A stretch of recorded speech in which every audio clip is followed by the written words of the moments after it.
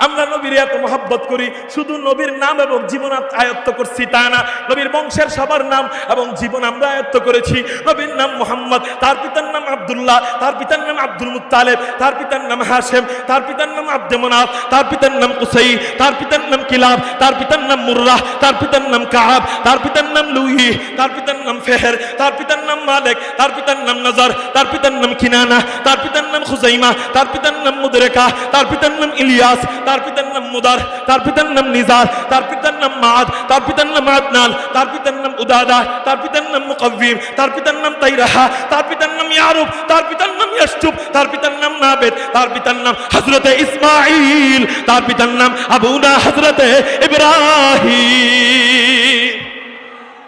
তার পিতার নাম আজার, তার পিতার নাম তাইরাহা, তার পিতার নাম নাহুর, তার পিতার নাম সারু, তার পিতার নাম রাউ, তার পিতার নাম ফালাহ, তার পিতার নাম আইবার, তার পিতার নাম শালাহ, তার পিতার নাম আরফাখশাস, তার পিতার নাম সাম, তার পিতার নাম নূহ, তার পিতার নাম লামকা, তার পিতার নাম মাতুশালাহ, তার পিতার নাম কাইনান, তার পিতার নাম মাহলিল, তার পিতার নাম ইয়ানাস, তার পিতার নাম হযরত শীস, তার পিতার নাম আবুনা হযরত আদম আলাইহিস সালাতু ওয়াস সালাম।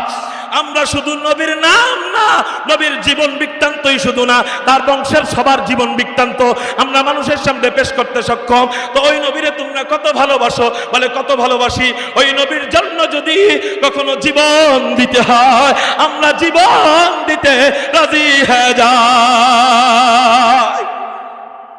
মুহতারাম হাজিরিন, আজকে আর নাম নিয়ে আলোচনা করলাম না। নাম এতটুকু কেন বললাম? বলার কারণ হলো